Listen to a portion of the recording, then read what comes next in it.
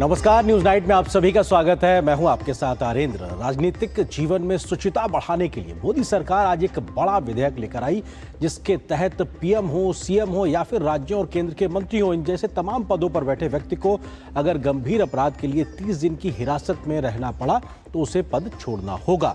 इस 130वें संविधान संशोधन पर विपक्षी दल जमकर हंगामा भी कर रहे हैं। क्या है इस बदलाव के मायने, और इस विषय पर करेंगे आज हम विस्तार से चर्चा। होगी बात ऑनलाइन गेमिंग पर लगाम लगाने की सरकार की तैयारी की। बताएंगे उपराष्ट्रपति पद के चुनाव को लेकर आज क्या रही दिन भर बड़ी सियासी हलचल। इसके अलावा भी होंगी देश दुनिया की हर जरूरी और महत्वपूर्ण खबर। शुरुआत हेडलाइंस के साथ। राजनीति को अपराधी मुक्त बनाने की दिशा में सरकार का अहम कदम। गृह मंत्री अमित शाह ने जम्मू कश्मीर पुनर्गठन संशोधन विधेयक, संघ राज्य क्षेत्र शासन संशोधन विधेयक और 130वां संविधान संशोधन विधेयक 2025 लोकसभा में किए पेश। संसद की संयुक्त समिति को भेजे जाएंगे तीनों विधेयक। रियल मनी गेम्स पर कसेगी नकेल। ऑनलाइन गेमिंग संवर्धन एवं विनियमन विधेयक 2025 लोकसभा में पास। केंद्रीय मंत्री अश्विनी वैष्णव ने कहा कि स्पोर्ट्स को और ऑनलाइन सोशल गेमिंग को सपोर्ट करने के लिए बनाएंगे अथॉरिटी। विपक्ष के हंगामे के बीच लोकसभा कल तक के लिए स्थगित।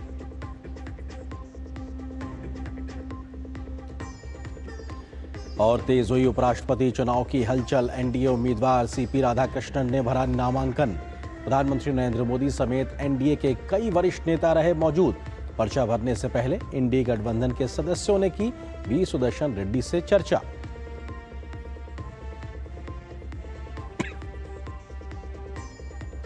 दिल्ली की मुख्यमंत्री रेखा गुप्ता पर जन सुनवाई के दौरान हमला, आरोपी गिरफ्तार। भाजपा नेता हरीश खुराना ने आरोपी के आप कनेक्शन का किया दावा। साझा की आरोपी की आप नेता गोपाल इटालिया के साथ तस्वीर।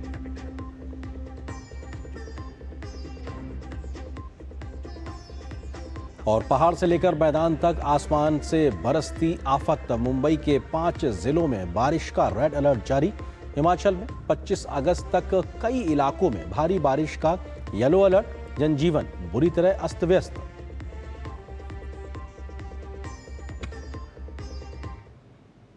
खबरों पर डालते हैं विस्तार से नजर और बड़ी खबर से करते हैं शुरुआत। राजनीतिक पदों पर बैठे लोगों के आचरण में नैतिकता और शुचिता लाने के लिए मोदी सरकार का एक बड़ा प्रावधान लेकर आई है। इस सिलसिले में गृह मंत्री अमित शाह ने आज लोकसभा में 130वां संविधान संशोधन सहित 3 विधेयक पेश किए।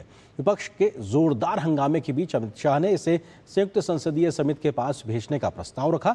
इसके संशोधन के बाद कोई भी प्रधानमंत्री हो, मुख्यमंत्री हो या फिर केंद्र और राज्य के मंत्री हो, गंभीर अपराध के सिलसिले में अगर वो 30 दिन हिरासत में रहते हैं तो 31वें दिन उन्हें अपना पद छोड़ना पड़ेगा। क्या है पूरी खबर, देखिए इस रिपोर्ट में। अब जेल से सरकार चलाने के मंसूबों को साकार करना आसान नहीं होगा। इसी से जुड़े 3 विधेयक केंद्रीय गृह मंत्री अमित शाह ने लोकसभा में पेश किए।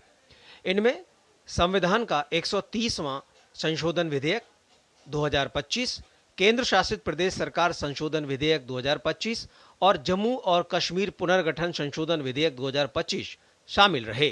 भारत के संविधान का संशोधन करने वाले विधेयक को पुनर्स्थापित करने की अनुमति दी जाए।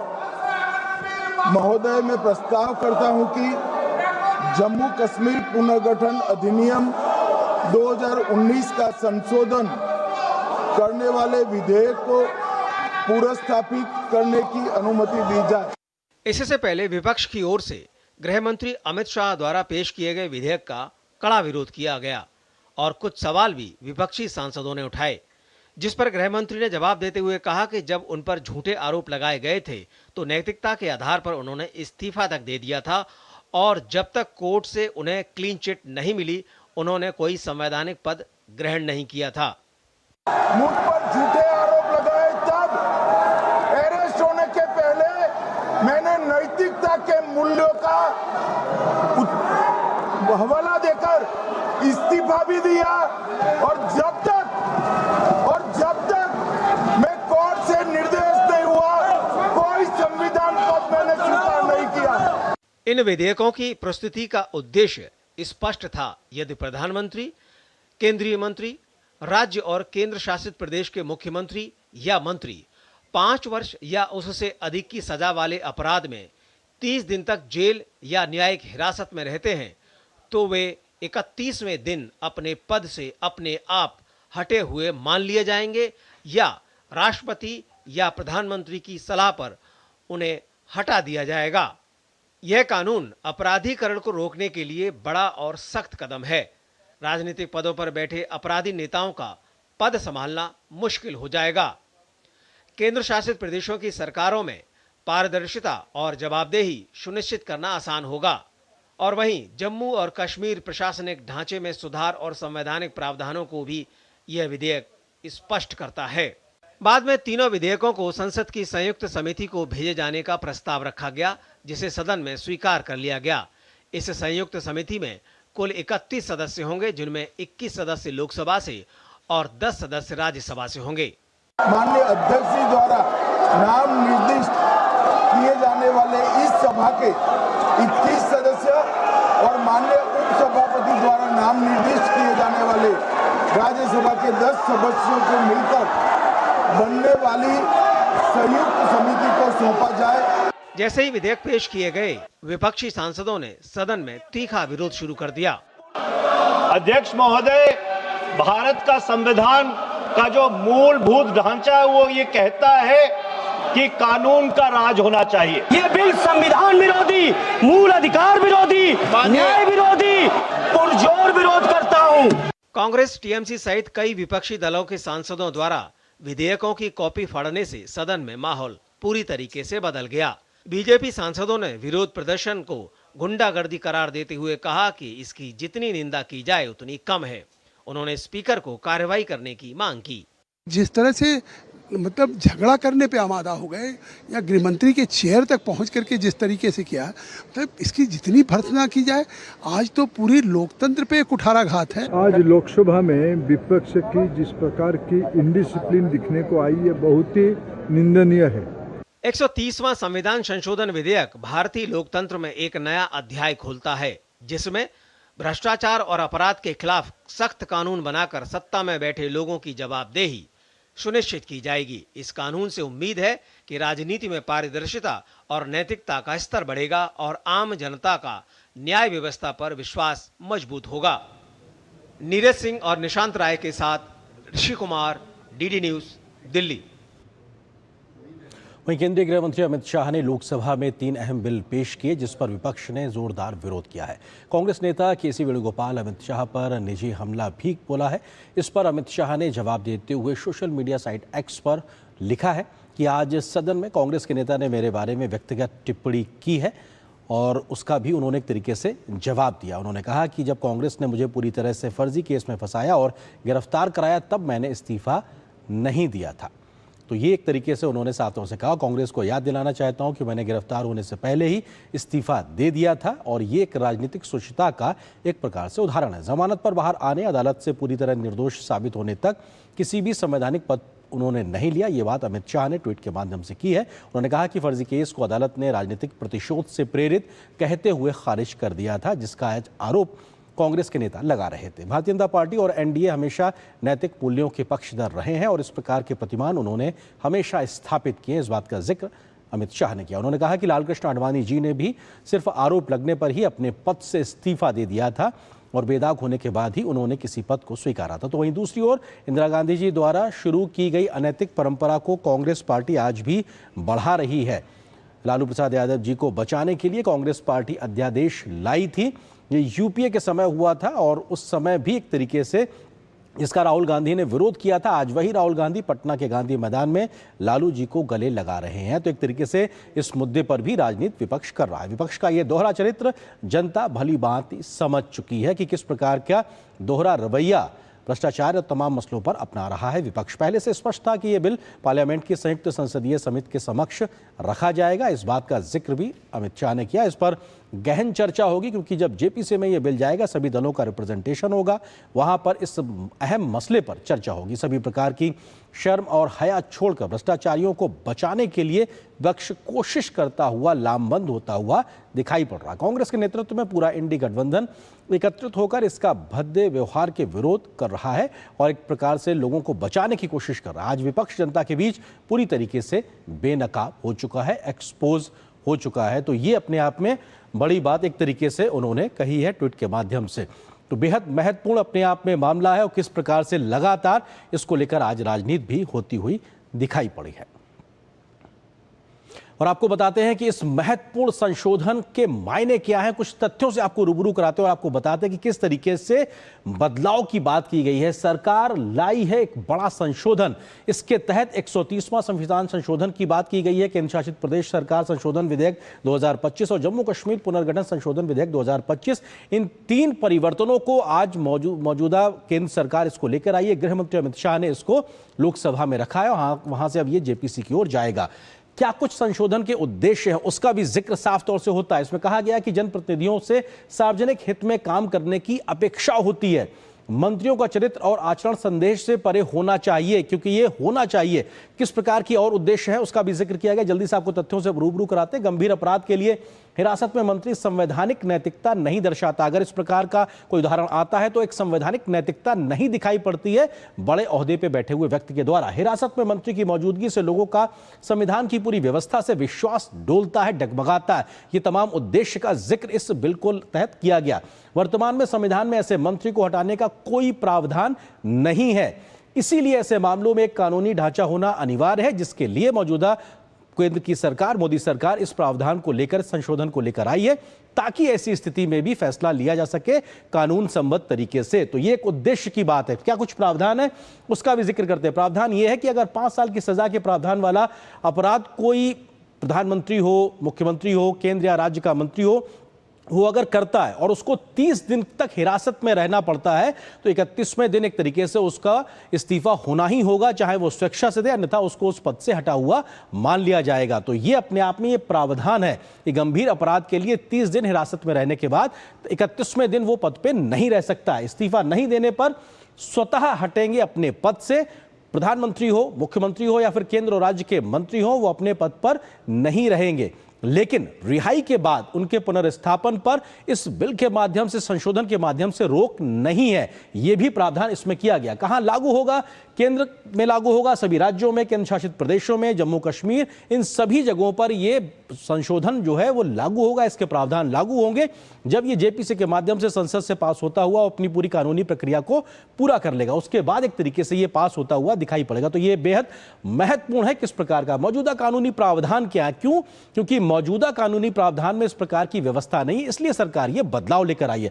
मौजूदा जो स्थिति है उसमें जनप्रतिनिधित्व अधिनियम 1951 के तहत, पीपल्स रिप्रेजेंटेटिव एक्ट 1951 में क्या कहा गया है, उसमें क्या व्यवस्था है? सिर्फ दोषी व्यक्तियों को चुनाव लड़ने से रोकने की व्यवस्था, जिसके ऊपर अपराध सिद्ध हो जाएगा, जो आरोपित नहीं बल्कि दोषी होगा।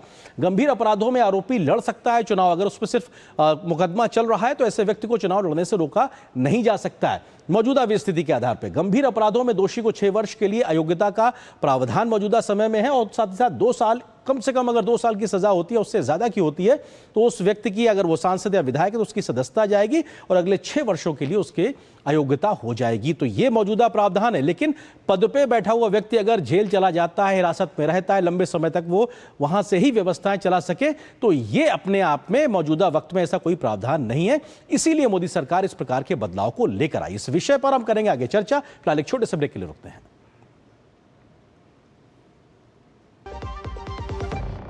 MDH किचन किंग मसाले को किंग क्यों कहते हैं? अगर MDH का किचन किंग किचन में हो तो हम सब कुछ बना सकते हैं। बैंगन का भरता, आलू गोभी, भिंडी मसाला, मिक्स वेजिटेबल, मटर पनीर और भी बहुत कुछ। ये तो मैजिक है। बहुत बढ़िया। Like magic.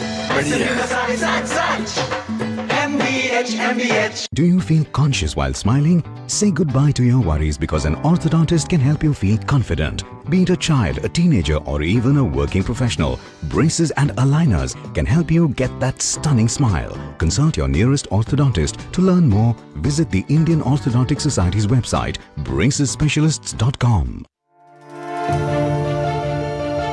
दिल्ली और पूरे NCR में तरक्की के अनगिनत रास्ते खुलने जा रहे हैं। स्वागत है दिल्ली वासियों का दिल्ली की नई लाइफलाइन UER2 और द्वारका एक्सप्रेसवे पर। ये है दिल्ली को प्रधानमंत्री श्री नरेंद्र मोदी जी की सौगात। सुपर कनेक्टिविटी और world class infrastructure. Urban extension road 2 Delhi NCR का नया रिंग रोड होगा। कम पोल्यूशन, कम ट्रैफिक और NCR से दिल्ली एयरपोर्ट का सफर चंद मिनटों में कीजिए। वहीं द्वारका एक्सप्रेसवे से NCR में ट्रैवल करना और आसान होगा। दिल्ली बदल रही है, विकास के नए कीर्तिमान रच रही है। दिल्ली की प्रगति को नई गति देने के लिए धन्यवाद मोदी जी।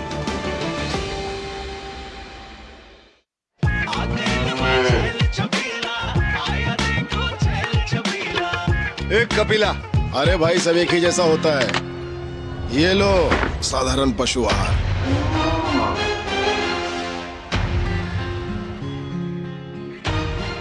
इस देश की हर माँ, बच्चे, बूढ़े, जवान, खिलाड़ी, डॉक्टर, इंजीनियर सबको गाय भैंस की दूध की शक्ति पर भरोसा है। पर जब इन पशुओं को कपिला पशु आहार मिलेगा तभी तो दूध सिर्फ ज्यादा ही नहीं, शक्ति से भरपूर भी होगा। और ये सच जानते हुए चंद पैसों के लिए तुम देश का भरोसा तोड़ दो। माफ कीजिए। कपिला पशु आहार, देश का नंबर 1 पशु आहार। जब धरती चीर कर निकलता है लोहे का पत्थर और मिलता है मोंगिया के जोश से, फिर तपता है, पिघलता है और बनता है फौलाद। अब होता है सरिया सारी खूबियों के साथ। मोंगिया स्टील, मजबूत देश का मजबूत सरिया। Do you feel conscious while smiling?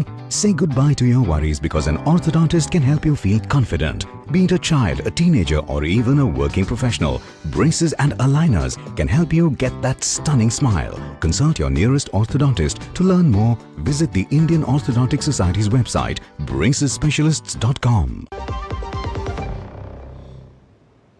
और ब्रेक के बाद आपका स्वागत है। और ब्रेक पे जाने से पहले हम जिक्र कर रहे थे आज के संसद के उस बड़े प्रावधान का जिस बदलाव को मोदी सरकार लेकर आई है राजनीतिक स्वच्छता को लेकर। इसी खबर पे हम करेंगे चर्चा।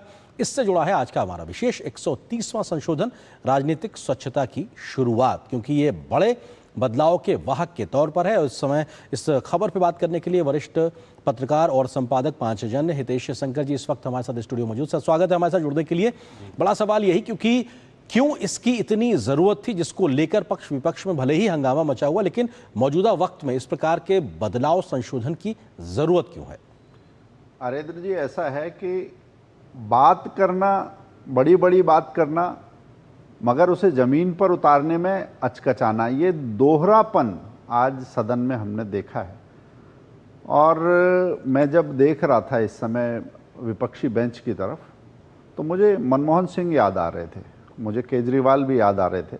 केजरीवाल जिनकी राजनीति ही राजनीतिक शुचिता के बड़े बड़े दावों के साथ शुरू हुई थी, और देश की राजधानी की कमान संभालने वाला वो व्यक्ति 6 महीने तक जेल में रहता है, मगर पद को छोड़ने का साहस भी नहीं जुटाता। और क्योंकि पद के साथ जुड़ी हुई जो शक्ति है उसका पूरा दोहन कर लेना चाहता है। तो राजनीतिक विद्रूपता का एक चेहरा हमने देखा था। उनके मंत्री थे, 9 महीने तक उन्होंने भी नहीं छोड़ा। जब तक कि मनीष सिसोदिया जी को नहीं पद छोड़ने के लिए कहा गया, तब तक सत्येंद्र जैन जी ने भी पद नहीं छोड़ा था। तो इस देश ने देखा कि बड़ी बात करने वाले और छोटा आचरण लोगों के मन में वो अपनी खोट को प्रदर्शित करने वाले लोग दिखे। साथ ही कांग्रेस की अगर एक बात करूं, कांग्रेस जिसे शुचिता के प्रतीक के तौर पर बड़े उत्साह से आगे लेकर चलती है, जब उन पर भी भ्रष्टाचार के छींटे पड़े थे, डॉक्टर मनमोहन सिंह, अब तो नहीं रहे वो जी, उन्हें बड़ा एक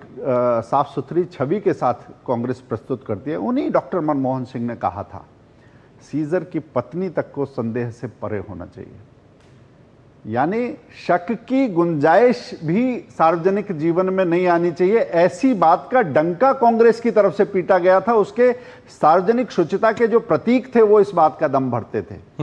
मगर आज तो देखिए कि शुचिता की बात करने से ही जिनके मन में संदेह के बादल घुमड़ रहे हैं, उनका डर, चिल्लाना और अटपटे तर्कों के साथ सामने आना ये पूरा देश देख रहा है। और मुझे लगता है पत्रकारिता को दूध का दूध, पानी का पानी, सही गलत के अंतर के साथ इस समय पर आना पड़ेगा, क्योंकि ये एक ऐसी लड़ाई है कि संसद में उसके लिए संकल्प लेकर कुछ लोग आगे बढ़ रहे हैं और कुछ लोग बाहर इसी लोकतंत्र को खंडित करने के लिए चुनी हुई जो देश की संवैधानिक संस्थाएं उन पर कीचड़ उछालने का काम कर रहे हैं। तो ये दोहरापन जो है वो भी उजागर होने का मौका है। हितेश जी, सवाल ये है कि विपक्ष ये कह रहा है कि साहब एक तरीके से संवैधानिक व्यवस्था या जो हमारा लोकतांत्रिक व्यवस्था है उसके साथ ये खिलवाड़ होगा, किसी को झूठे आरोप में फंसा देना और 31 दिन की समय सीमा के तहत एक सरकार को अस्थिर करने की कोशिश हो सकती है, ऐसी शंकाएं व्यक्त की जा रही हैं। देखिए, ऐसा है कि राजनेताओं को क्या अति विशिष्ट अधिकार प्राप्त हैं। ये जिस जनता की नुमाइंदगी की बात करते हैं, वही व्यक्ति जब चुना जाता है किसी सरकारी सेवा में, तो सरकारी सेवकों के आचरण की जो संहिता है जी, उसके हिसाब से अगर 3 दिन कोई व्यक्ति जेल में रहता है तो सीधा सस्पेंड होता है, और अगर दोष सिद्धि हो जाती है तो सीधा वो बर्खास्त, सेवा खत्म हो जाती है उसकी। लोगों पर जो नियम लागू होता है वो उनके नेताओं पर लागू ना हो, और 3 दिन पर जो लागू होता है वो नेताजी पर 30 दिन के बाद भी लागू ना हो। ये कौन सी कसौटी लेकर ये नेता आगे बढ़ रहे हैं, और ये किस समाज को क्या संदेश दे रहे हैं? ये वास्तव में उस समाज का आप कहिए नुमाइंदगी करते भी हैं कि जो समाज इन नियमों को मान रहा है, नेताजी नहीं मानेंगे जी, नहीं मानेंगे तो देश का संविधान बहुत सशक्त है और सारी चीजें इसी सदन में प्रूव होंगी। और मुझे तो लगता है कि कोई सिलेक्ट कमेटी नहीं, जेपीसी के पास ये मामला जाने की बात आज गृह मंत्री जी ने कही है। तो वहां तो गंभीर एक तरीके से चर्चा होगी सारे दलों के साथ। जॉइंट पार्लियामेंट्री कमेटी में अपनी बात रख सकते हैं, वहां पर क्यों नहीं कहते? और जो डर है वो सामने आ रहा है। बिल्कुल। सर्वोच्च न्यायालय के वरिष्ठ अधिवक्ता अश्विनी उपाध्याय जी भी हमारे साथ जुड़ गए। अश्विनी जी, बहुत स्वागत है दूरदर्शन न्यूज पे।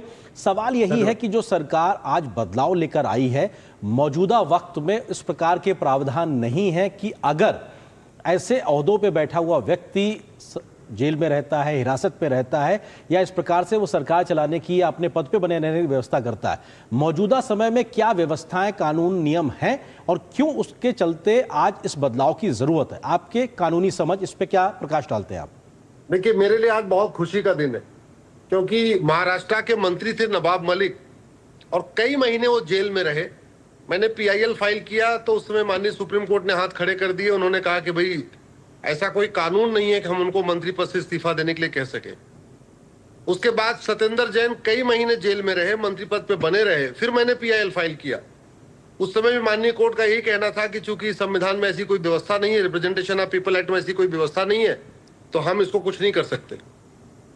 तो हमें इस बात की खुशी है कि आप कम से कम ये कानून बन रहा है, और कानून बन रहा है। और अब स्वाभाविक सी बात है, चाहे आज नहीं तो कल नहीं तो परसों, थोड़ा टाइम भले लग सकता है जी, लेकिन कानून तो बनेगा ही बनेगा।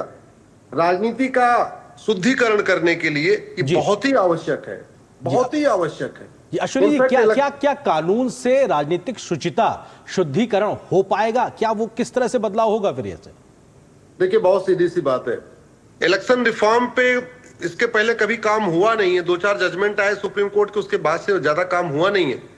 इसलिए मुझे पूरा विश्वास है कि जिस तरीके से आज ये कानून आया है, इसके बाद आगे की प्रक्रिया, जैसे एक मेरी PIL चल रही है कि जो लोग सजा याफ्ता हैं, इनके चुनाव लड़ने पे आजीवन प्रतिबंध होना चाहिए। केवल 6 साल का क्यों होना चाहिए, जैसा भी हमसे पहले हितेश जी कह रहे थे जी।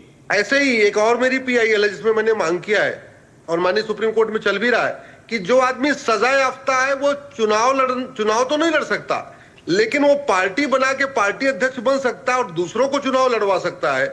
ये कौन सी बात है?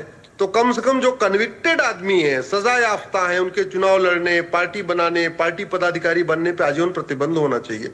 अब ये भी समय की मांग है। दूसरा, आप जरा देखिए, पूरा का पूरा जो देश है वो कौन चलाता है? पॉलिटिकल पार्टियां चलाती है। स्वाभाविक सी बात है, जिसकी सरकार होती है, पॉलिटिकल पार्टी मैनिफेस्टो बनाती है, उसके बाद सरकार अगर बन गई तो पूरा का पूरा तंत्र उस मैनिफेस्टो को इंप्लीमेंट करता है जी। दुर्भाग्यवश हमारे देश में पॉलिटिकल पार्टियों के लिए कोई कानून नहीं है। जो पॉलिटिकल पार्टियां तय करती हैं, राष्ट्रपति कौन होगा, उपराष्ट्रपति कौन होगा, प्रधानमंत्री कौन होगा, गवर्नर कौन होगा, मुख्यमंत्री कौन होगा, उस पॉलिटिकल पार्टी के लिए अपना कोई नियम कानून नहीं है। वो जिसको मन करे वो पार्टी, करुणानिधि जी पता नहीं कितने साल कई टेन्योर तक वो अध्यक्ष बने रहे, मुलायम सिंह पूरी जिंदगी अध्यक्ष बने रहे। तो ये डेमोक्रेसी के लिए अच्छा नहीं है। इसलिए समय आ चुका है कि पॉलिटिकल पार्टियों के रेगुलेशन के लिए भी पार्लियामेंट में कानून उस बने। प्रकार का प्रावधान की आप आवश्यकता महसूस करते हैं? जी, सवाल ये कि जब आजादी के बाद नियम कानून व्यवस्थाएं बनी, तमाम प्रावधान बनाए गए, क्या उस वक्त ये सोचा ही नहीं गया हुआ कि ऐसी स्थिति आ सकती है? लेकिन अब जबकि हमारी राजनीतिक व्यवस्था में इस प्रकार की स्थितियों के कई उदाहरण मौजूद हैं, तो ये वक्त की जरूरत है। वास्तव में जब देश स्वतंत्र हुआ तो बिना चुनाव के एक सत्ता आई और सत्ता लुढ़क के जिस जगह गई, उन्हें लगा कि यह परिवार की बपौती है, तो क्योंकि इसे अपने तक रखना है इसलिए सुधार करेंगे तो पहली चोट हम पर लगेगी। इसलिए लोकतांत्रिक सुधारों का रास्ता बना ही नहीं। आप ये देखिए कि चाहे चुनाव में पारदर्शिता की बात हो, जो जिस ईवीएम की हम बात करते हैं, बड़ा लंबा सफर आया है। बूथ कैप्चरिंग की खबरें आपने देखी हैं, बाकी सब देखी हैं। नेताओं को ये कोई नियमन नहीं चाहिए था, मतलब जो हम कहें वही सही, ऐसी व्यवस्था के लिए वो मन बना के बैठे थे। फिर परिवार के आधार पर, कुनबे के आधार पर, कोटरी के आधार पर, क्षेत्र के आधार पर, भाषा के आधार पर ऐसी लामबंदियां खड़ी हुई कि वो लामबंदी तो है मगर उसके भीतर लोकतांत्रिक व्यवस्था नहीं है। इससे लोकतंत्र में बहुत सारे जो लोकतंत्र की जो उदारता थी उससे रास्ता बनाकर लोकतंत्र को ही कमजोर करने का काम इन सारी लामबंदियों ने किया। और आज जब एक हम कह सकते हैं कि बहुत पारदर्शी तरीके से एक बड़ा जनमत आया है, तो वो जनता के मन की जो बात थी कि नेता ऐसा नहीं होना चाहिए, व्यवस्था ऐसी नहीं होनी चाहिए, वो आदर्श होना चाहिए, उदाहरण होना चाहिए, हमसे ज्यादा सख्ती उसके ऊपर होनी चाहिए। अब जब उसकी ओर कदम बढ़ाने की बात छोड़िए, कदम बढ़ाने का मन बनाया है तो बाकियों के पांव कांप रहे हैं, ये दिखाई दे रहा है। तो ये मुझे लगता है चिर प्रतीक्षित सुधार हैं और यही वो दिशा है जिसमें बढ़े बिना ये लोकतंत्र मजबूत नहीं हो सकता। जी अश्विनी जी, सवाल ये कि कई प्रकार की आशंकाएं व्यक्त की जा रही हैं कि एक चुनी हुई सरकार को अस्थिर करने की एक सोच हो सकती है, एक चीज, और दूसरा ये कि इस प्रकार के प्रावधान जब आ जाएंगे तो उसके अमल में आने के बाद क्या बड़े दूरगामी परिणाम आप देख रहे हैं? दो चीजों पर आपसे समझना चाहता हूं। देखिए, मिसयूज का तो कोई मतलब ही नहीं है। ऐसा थोड़ी हो रहा है कि जैसे पब्लिक सर्वेंट के लिए होता है 48 आवर्स जेल में गया तो उसको सस्पेंड कर दिया जाएगा, वो प्रावधान तो यहां हो नहीं रहा है। दूसरा, संसद की सदस्यता तो जा नहीं रही है, विधानसभा की सदस्यता जा नहीं रही, वो सांसद विधायक एज इट इज बना रहेगा, उस पर भी कुछ नहीं होने वाला।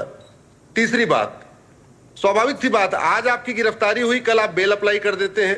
अगर आपका सेशन कोर्ट से बेल रिजेक्ट हो जाता है, परसों आप हाई कोर्ट चले जाते हैं। मान लो 3-4 दिन के अंदर हाई कोर्ट से रिजेक्ट आ गया तो आप सुप्रीम कोर्ट पहुंच जाते हैं। तो आज की डेट में खासतौर पे पॉलिटिशियन जो दुनिया भर की इसमें कमी बता रहे हैं, उनके पास वो सक्षम लोग होते हैं, वो तो 10 दिन के अंदर trial court, high court, supreme court पूरा रास्ता तय कर लेते हैं। और अगर किसी व्यक्ति को डिस्ट्रिक्ट कोर्ट से बेल खारिज हो जा रही है, हाई कोर्ट से बेल खारिज हो जा रही है, सुप्रीम कोर्ट से बेल खारिज हो जा रही है, तो फिर उसको मंत्री तो नहीं बनना चाहिए। इसलिए मुझे तो लगता है 30 दिन का टाइम इतना पर्याप्त टाइम दिया हुआ है कि अगर मतलब कोई भी व्यक्ति होगा कश्मीर से कन्याकुमारी, कच्छ से कामरूप तक, वो बेल के लिए सुप्रीम कोर्ट तक पहुंच सकता है। सारे न्यायिक प्रावधान एक तरीके से अपनाने की गुंजाइश उसके पास है। वक्त थोड़ा सीमित है हितेश जी, जल्दी से, क्योंकि आज जब हमने सदन में देखा कितना ज्यादा हंगामा, खासतौर से विपक्षी तौर पर कांग्रेस की ओर से, ये क्या दर्शाता, क्या बयां करता है? ये दर्शाता है कि जो परिवार के खूंटे से बंधी हुई राजनीति है वो सुधारों के लिए कदम नहीं बढ़ा सकती, वो करेज, वो साहस नहीं जुटा सकती। और अगर वो साहस नहीं जुटा सकती तो आज जिस तरह से हाशिए पर है वो जनमत भी नहीं जुटा सकती, क्योंकि ये समय की मांग है। लोकतांत्रिक सुधार, भारत के लोकतंत्र की यात्रा लंबी हुई है मगर व्यवस्था के शुद्धिकरण के काम होने बाकी हैं। अगर उस तरफ हम कदम नहीं बढ़ाएंगे तो जो 2047 के भारत की बात करते हैं, विकसित भारत की बात करते हैं, वो आचरण से उदाहरण प्रस्तुत करने वाले लोग जब समाज का नेतृत्व नहीं करेंगे तो ये सारी विकास गाथा यहीं ठिठक कर रह जाएगी। इसलिए कांग्रेस थरथराती है, क्योंकि भारत को ठिठकाने का काम भी उन्होंने लंबे समय किया। जैसे देश में स्वच्छता अभियान चल रहा है, ऐसा राजनीतिक स्वच्छता अभियान भी बड़ा जरूरी है। सार्वजनिक जीवन में इस प्रकार के प्रतिमान होने ही चाहिए। बहुत शुक्रिया आप दोनों मेहमानों का वक्त निकाल के हमारे साथ जुड़ने के लिए, इस विषय पर विस्तार से बात करने के लिए बहुत शुक्रिया आप दोनों का। और यहाँ पर एक छोटे से ब्रेक के लिए रुकते हैं। ब्रेक उस पार जब वापस आएंगे तो खबर दिखाएंगे कि रियल मनी गेम्स पर किस प्रकार से सरकार नकेल कसने की कर रही है तैयारी। इस खबर पर विस्तार से नजर छोटे से ब्रेक के बाद।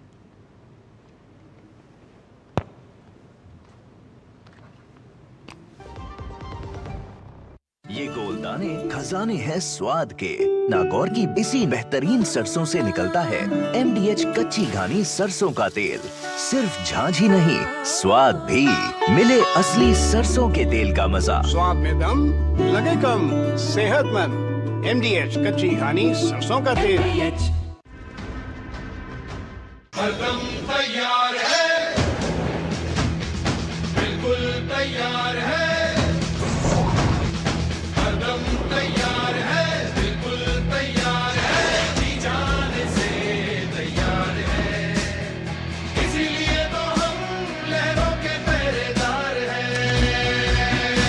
जय भारती, जय भारती। हम हैं नौसेना, हम हैं भारत के सारथी। जय भारती, जय भारती। हम हैं नौसेना, हम हैं भारत के सारथी, सारथी, सारथी। जय हिंद, जय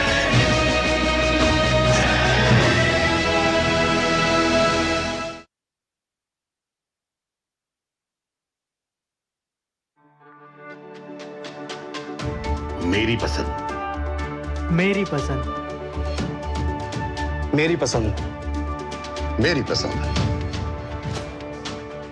हमारी पसंद। हम सबकी पसंद। मजबूत देश का मजबूत सरिया हो गया स्टील। वाह, गाय तुम्हारी माता है ना? तो पशुहार के नाम पर जहर क्यों खिलाता है? अनसंड हटा, दिल से खिला। सिर्फ कपिला, देश का नंबर 1 पशु आहार। एक और प्रगतिशील भारत तेज और चौड़े राष्ट्रीय राजमार्गों का साक्षी बन रहा है, वहीं कुछ स्थानों पर अतिक्रमण आवाजाही में बाधा बन रहे हैं। राजमार्ग यात्रा ऐप आपको सशक्त बनाता है। बस एक टैप में शिकायत दर्ज करें, फोटो को जियो टैग करें और शिकायत की स्थिति ट्रैक करें और समाधान पाएं। राजमार्ग यात्रा ऐप पर फास्ट टैग रिचार्ज और वार्षिक पास एक्टिवेट करें और नजदीकी अस्पताल, पेट्रोल पंप, रेस्टोरेंट की जानकारी भी पाएं। ओवर स्पीडिंग अलर्ट के साथ रहें सुरक्षित। राजमार्ग यात्रा ऐप पर हाईवे अतिक्रमण रिपोर्ट करें और राष्ट्र निर्माण में योगदान दें।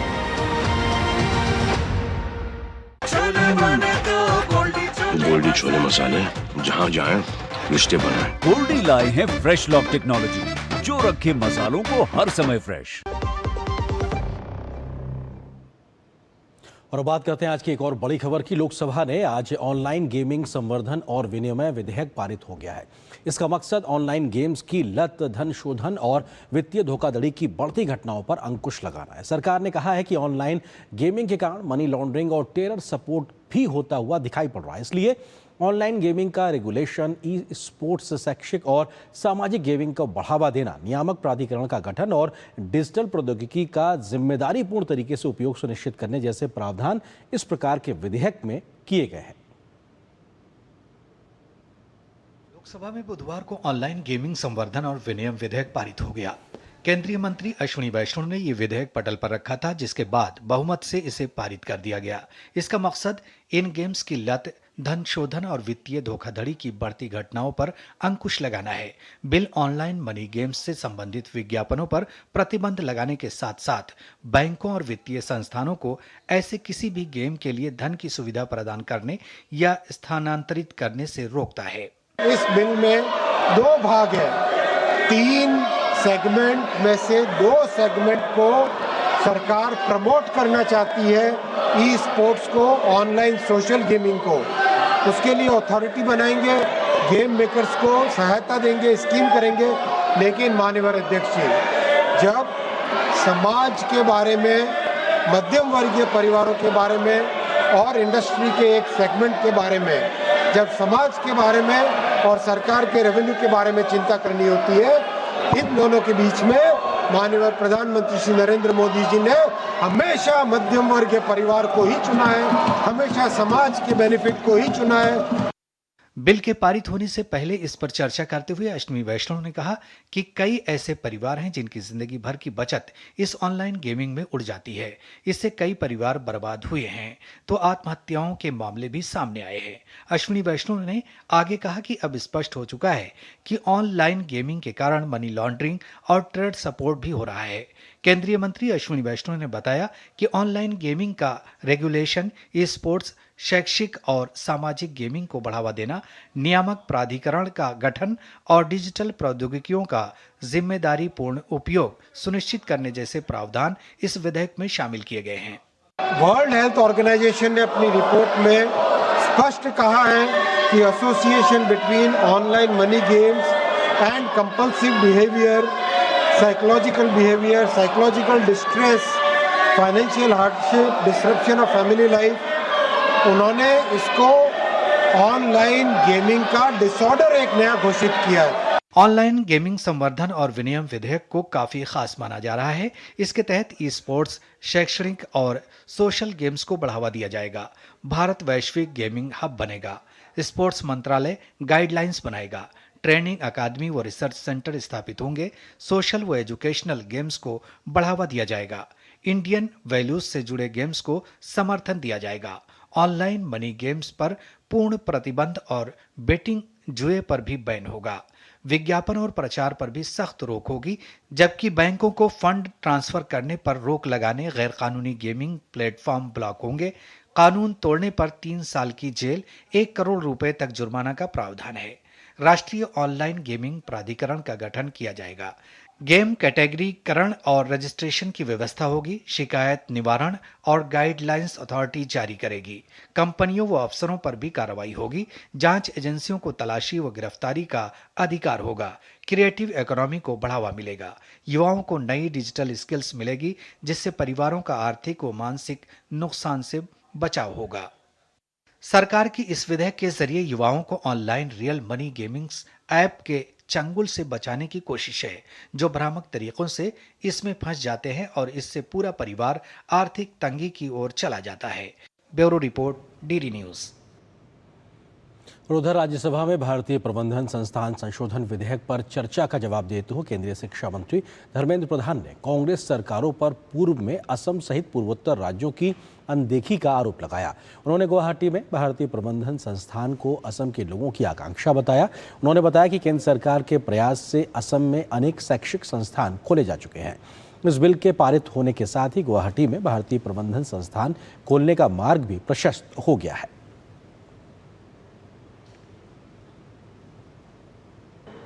हमने अनेकों इंस्टीट्यूशन, इस बीच में आईआईटी गुवाहाटी की रूप बन चुकी है। सेंट्रल यूनिवर्सिटी आसाम में अच्छा काम कर रहा है। एनआईटी सिलचर अच्छा काम कर रहा है। सर, एक बचा था आईआईएम बनाना। आज मैं इस पवित्र गृह में इस प्रस्ताव को लेकर आया हूं।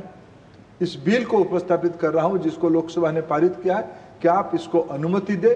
हम इसी सत्र में आईआईएम गुवाहाटी का इनागुरेशन कर उसको खोले, विद्यार्थियों को पढ़ाए। मैं सदन की अनुमति के लिए, व्यापक चर्चा के लिए आपकी अनुमति चाहता हूं।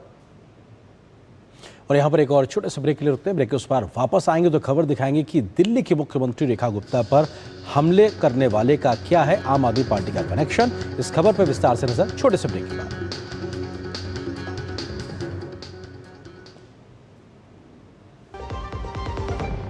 सब आ गए? हाँ दादाजी। सब आ गए, लेकिन स्वाद नहीं आया। अब आया असली स्वाद। हाँ, अब आया स्वाद। जब स्वाद के बड़े हों लाले, तो MDH का चंकी चाट मसाला डालें। MDH का Chunky chaat masala. MDH। Do you feel conscious while smiling? Say goodbye to your worries because an orthodontist can help you feel confident. Be it a child, a teenager, or even a working professional, braces and aligners can help you get that stunning smile. Consult your nearest orthodontist. To learn more, visit the Indian Orthodontic Society's website, bracesspecialists.com.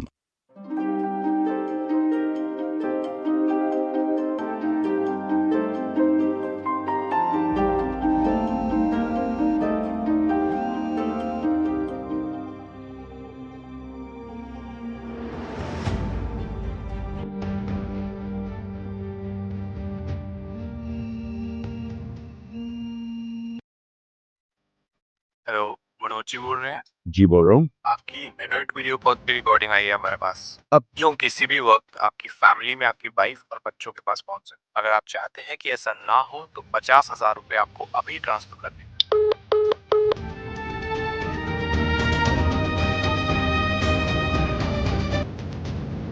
अगर आप शिकार बन जाएं तो बिना देर किए call कीजिए 1930 पर या अपनी कंप्लेंट जो है उसे दर्ज करें www.cybercrimes.gov.in।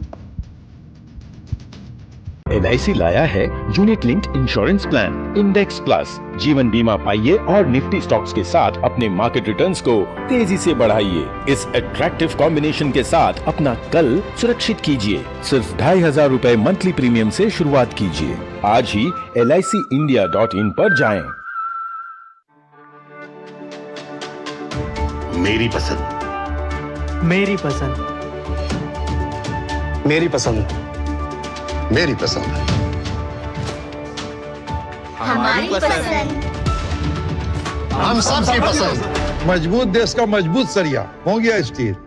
While progressive India is witnessing faster and wider national highways, encroachments are hampering movement at some places. The Rajmarg Yatra app empowers you to register a complaint, geotag a photo, track the status of the complaint, and get a solution in just one tap. With Rajmarg Yatra app, recharge FASTag and activate annual pass. Besides, get information about the nearest hospital, petrol pump and restaurant. Stay safe with over-speeding alerts. Report highway encroachment on Rajmarg Yatra app and contribute to nation building.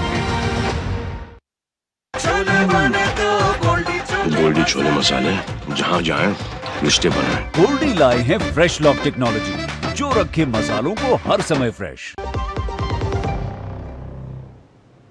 प्रधानमंत्री नरेंद्र मोदी 22 अगस्त को ओंटा सेवरिया परियोजना राष्ट्र को समर्पित करेंगे। इस परियोजना में गंगा नदी पर बना 1.865 किलोमीटर लंबा पुल भी शामिल है। ये पुल पटना जिले से बोकामा और बेगूसराय के बीच सीधी कनेक्टिविटी प्रदान करेगा।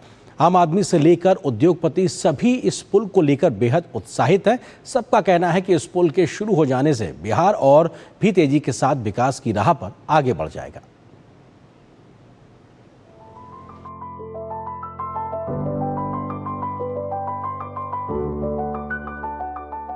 ये बहुत खुशी की बात है। इतना बड़ा यहाँ पे लॉजिस्टिक सपोर्ट का काम मोदी जी की कृपा से हम लोगों को मिला है। यहाँ इंडस्ट्रियल बेस आप लोगों को मालूम है, इंडस्ट्रियल एक्टिविटीज यहाँ पे काफी होती हैं, तो उससे काफी लोगों को मदद मिलेगी। और कुछ दिनों के बाद ये पता चलेगा, जब यहाँ का GST कलेक्शन का नया डाटा आएगा तो खुद ब खुद लोगों को पता चलेगा कि इससे GST में भी कितनी बढ़ोतरी हो गई। बहुत ही अपार खुशी है। हम जितने भी वाहन स्वामी हैं, वाहन मालिक हैं, चाहे ट्रक के हैं चाहे बस के हों, ये इन लोगों को काफ़ी इस पुल खुल जाने से, रास्ता सुलभ हो जाने से काफ़ी बचत और काफ़ी समय का बचत, आर्थिक और समय दोनों की बचत होती है, जबकि समय का बचत आर्थिक महत्व से ज़्यादा महत्वपूर्ण होता है।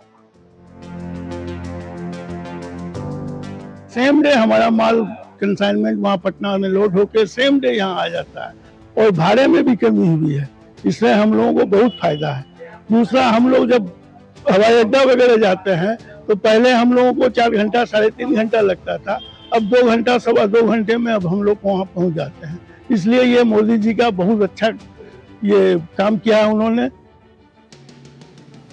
जहाँ तक बिजनेस का सवाल है, जैसे आप 6 लेन पुल बनाते हैं, आसपास जितने भी आपके एरियाज हैं उनका डेवलपमेंट भी साथ साथ हो जाता है। अब तो एक इंडस्ट्री हब बनाते हैं, इन्होंने तो पूरा हब रोड के दोनों तरफ बना दिया। अब जितनी फैक्ट्री चाहे डाल सकते हैं। आपको कनेक्टिविटी भी फास्ट है, तो आप 3 घंटे 2 घंटे में अपने माल को पटना पहुंचा सकते हैं, पटना से आप ला सकते हैं। पुल का जो निर्माण हुआ है वह ऐतिहासिक काम ये हुआ है। बेगूसराय नगर वासियों के लिए पुल के चालू हो जाने से व्यापार में भी, उद्योग में भी और आम जन को भी काफी लाभ मिला है। ये बहुत कठिन कार्य था। 6 लेन पुल बनाना कोई साधारण काम नहीं था, इसलिए हम लोग इसके लिए भारत सरकार को और मोदी जी को साधुवाद देते हैं। ब्रिज की क्वालिटी भी ये वर्ल्ड क्लास है और जितने भी लोग आते हैं वो इतनी तारीफ करते हैं कि बिहार में भी ऐसा कुछ हो सकता है। तो बिहार के लिए तो बहुत ही बड़ी बात है और हम लोग बहुत गौरवान्वित हैं। जो गुड्स 10 दिन में पहुंचता था वो 3 से 4 दिन में पहुंचता है, जिससे हम लोग कॉस्टिंग भी कम आ रही है। जो माल काफी घूम के भागलपुर के काफी घूम के आता था, मोदी जी के कारण काफी हम लोग को फायदा हो रहा है, बिजनेस में भी और हर चीज में भी।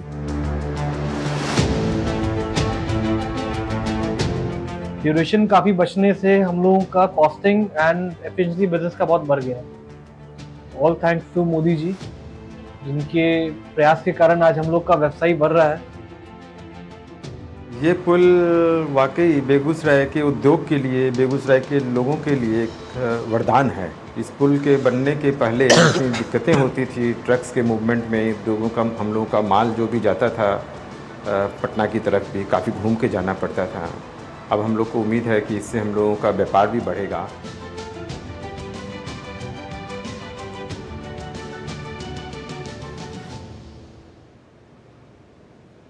और खबर दिल्ली से। आज दिल्ली की मुख्यमंत्री रेखा गुप्ता पर जन सुनवाई के दौरान एक व्यक्ति ने हमला कर दिया। हमलावर को पुलिस ने पकड़ लिया है और पूछताछ जारी है। हमलावर जान लेने की नीयत से वार करने का उस पर मामला दर्ज कर लिया गया है। आरोपी गुजरात के राजकोट का रहने वाला है, जिसके आम आदमी पार्टी से जुड़े होने की बात सामने आ रही है। रेखा गुप्ता पर हमले की चारों ओर निंदा भी देखने को मिल रही है। दिल्ली की मुख्यमंत्री रेखा गुप्ता पर एक व्यक्ति ने अचानक हमला कर दिया। ये हमला उस वक्त किया गया जब मुख्यमंत्री अपने कैंप ऑफिस पर जन सुनवाई कर रही थी। हमले के बाद वहां अफरा तफरी मच गई। घटना के बाद तुरंत हरकत में आई दिल्ली पुलिस ने हमलावर को गिरफ्तार कर लिया। हमलावर की पहचान राजेश खिमजी के रूप में हुई है, जो राजकोट का रहने वाला है।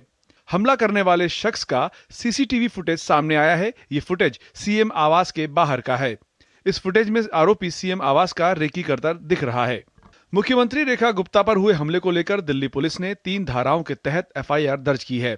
हमलावर पर हत्या की कोशिश यानी 109/1 और 132 यानी पब्लिक सर्वेंट पर हमला करना और 221 पब्लिक सर्वेंट के काम में बाधा डालना का मामला दर्ज किया गया है।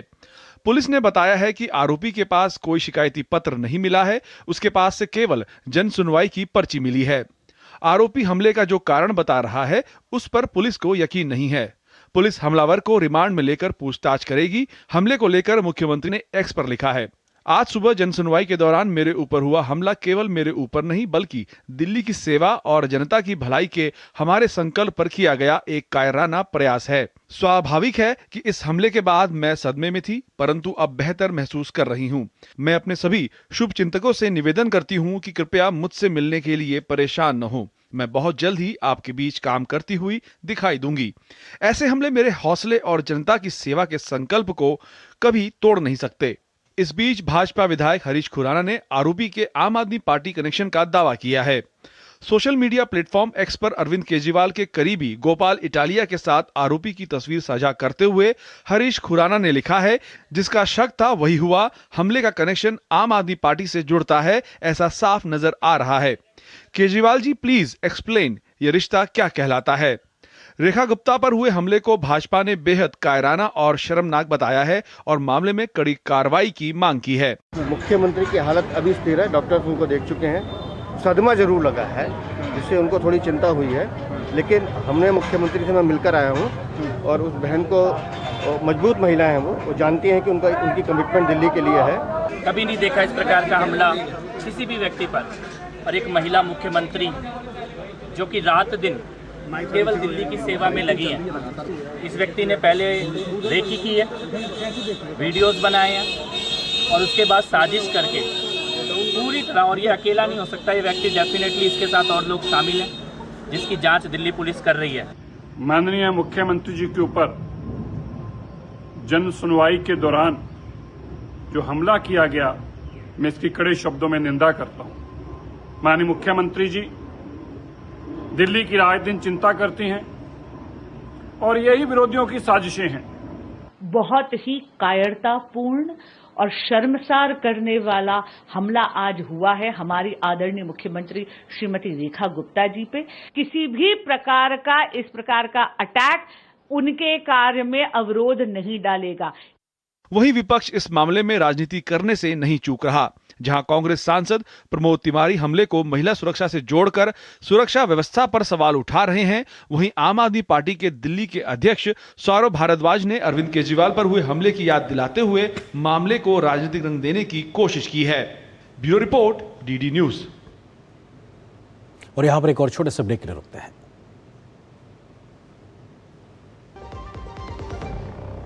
मैं हूं MDH बेसन, सुनहरे चने से बना, लेटेस्ट टेक्नोलॉजी से पिसा, अब आया हूं आपके घर, पोषण से भरा, स्वाद में खरा।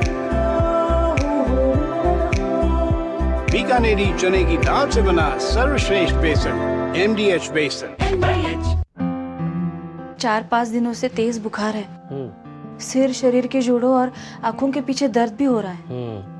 शरीर पर लाल चट्टे भी हैं। ये डेंगू के लक्षण है। डेंगू? डरिए मत, डेंगू एक साधारण वायरल बुखार है। उपयुक्त इलाज व तरल पदार्थ लेने पर घर पर ही ठीक हो जाता है। बहुत कम मामलों में बुखार के उतरने के बाद भी रक्तस्राव या बीपी कम होने पर अस्पताल में भर्ती होने की जरूरत होती है। डेंगू के लक्षण देखते ही डॉक्टर से मिलें, खून की जांच करवाएं और डेंगू से बचें। जल्दी टिफिन पैक करो। राजू, मोबाइल छोड़ो। अरे दीदी, वो बैंक का नंबर चाहिए, रिफंड ही नहीं आया है। मिल गया। अब भी कॉल करता हूँ दीदी। बिना नंबर जांचे?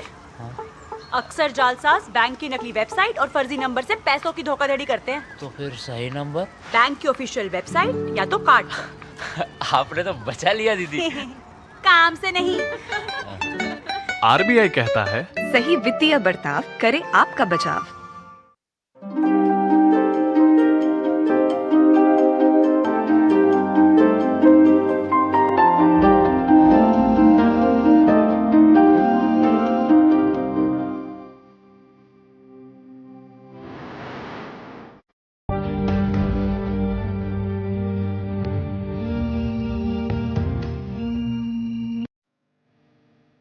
हेलो, मनोज जी बोल रहे हैं? जी बोल रहा हूँ। आपकी एडल्ट वीडियो कॉल की रिकॉर्डिंग आई है हमारे पास। अब क्यों किसी भी वक्त आपकी फैमिली में आपकी वाइफ और बच्चों के पास पहुंच सकते। अगर आप चाहते हैं कि ऐसा ना हो तो 50,000 रुपए आपको अभी ट्रांसफर कर दें।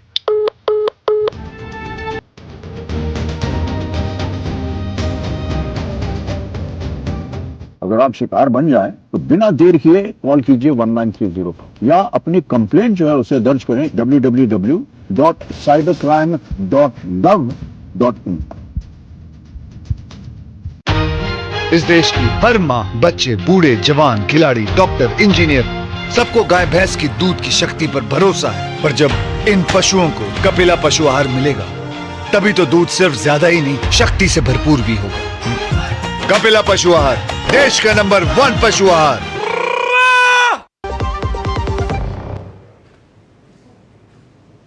और इस वक्त आपको एक बड़ी खबर से रूबरू कराते हैं। CSDS के संजय कुमार पर FIR दर्ज हुई है और ये एक FIR एक तरीके से चुनाव आंकड़ों के बारे में गलत जानकारी देने के बाद हुई है। ये गंभीर मामला है। देश की लोकतांत्रिक व्यवस्था के खिलाफ भ्रामक जानकारी देने को लेकर चुनाव आयोग ने FIR दर्ज की है और ये बेहद अपने आप में गंभीर मामला है। और चुनाव आयोग के CDS के संजय कुमार ने लोकसभा चुनाव 2024 और महाराष्ट्र विधानसभा चुनाव 2024 के लिए अलग अलग विधानसभाओं के बारे में भ्रामक जानकारियां दी थी, जिसकी वजह से चुनाव आयोग ने उनके खिलाफ ये कार्रवाई की। हमारे सहयोगी संवाददाता ऋषि कुमार इस खबर पर अधिक बातचीत के लिए मौजूद है। ऋषि, निश्चित तौर से चुनाव आयोग ने सख्त संदेश दे दिया और कह भी दिया है कि ऐसी ही कार्रवाई होगी अगर आप भ्रामक जानकारियां देंगे तो, ये अपने आप में एक नजीर होगी। ऋषि, बड़ी खबर है इस मायने में कि जिस तरीके से अभी हाल ही में चुनाव आयोग के आंकड़ों को लेकर बार बार दावे किए जा रहे थे अलग अलग तरीके से अपने अपने प्रकार से राजनीतिक उपयोग के लिए, तो ऐसे में चुनाव आयोग ने अब ये स्पष्ट कर दिया है कि चुनाव संबंधी आंकड़ों के बारे में गलत जानकारी फैलाने की किसी भी कोशिश पर ऐसी ही कार्रवाई की जाएगी। और भारत का चुनाव आयोग सभी चुनाव संबंधी आंकड़ों का एकमात्र प्रमाणिक स्रोत है। होता क्या है कि चुनाव के आंकड़ों को लेकर जिस तरीके से इंटरप्रिटेशन हो रहा है उससे देश में लोकतांत्रिक व्यवस्थाओं को कमजोर करने का जो षड्यंत्र है वो आगे बढ़ रहा है। ऐसे में चुनाव आयोग ने इस मामले में नासिक और नागपुर में CSDS के संजय कुमार पर FIR दर्ज कराई है, जिसमें उन पर आंकड़ों का दुरुपयोग करने का मामला बताया जा रहा है। हम जानते हैं कि संजय कुमार ने खुद ही इस बात को स्वीकारा था कि उन्होंने आंकड़ों का इंटरप्रिटेशन गलत किया, यानी कि अब उनके ऊपर ये स्पष्ट है कि उन्होंने लोकसभा 2024 और महाराष्ट्र विधानसभा 2024 के लिए रामटेक विधानसभा क्षेत्र और दूसरा देवलाली विधानसभा क्षेत्र के मतदाताओं को भ्रामक जानकारी पोस्ट की थी। इस मामले में आयोग ने अब पूरी तरीके से स्पष्ट किया है कि आगे भी इसी तरीके की कार्रवाई की जाएगी। और एक चीज ये भी स्पष्ट होती है कि ये जो जानकारी जो कि गलत थी, उसके आधार पर देश में राजनीति भी बहुत देखने को मिली है, तो ये भी अपने आप में एक नेक्स्ट लेवल चीज दिखाई पड़ रही है। भ्रामक जानकारी, उसके ऊपर राजनीति और प्रोपेगेंडा। बिल्कुल, इसी वजह से चुनाव आयोग ने जब देखा कि इनका दुरुपयोग लगातार किया जा रहा है और चुनाव आयोग के आंकड़ों का अपने अपने हिसाब से इंटरप्रिटेशन किया जा रहा है, जिसमें न तो कोई तथ्य है न कोई साक्ष्य है, तो ऐसे में आयोग ने इस पूरे मसले को बहुत गंभीरता से लिया है और ये FIR दर्ज कराई है। बहुत बहुत शुक्रिया ऋषि इस खबर पर बातचीत के लिए, अपडेट देने के लिए। तो बेहद महत्वपूर्ण खबर की भ्रामक जानकारी चुनाव के आंकड़ों से जुड़ी हुई देने को लेकर संजय कुमार CSDS के उनके ऊपर चुनाव आयोग के माध्यम से FIR दर्ज की गई। तो इसी खबर के साथ न्यूज नाइट के आज के इस अंक में बस इतना ही। नमस्कार।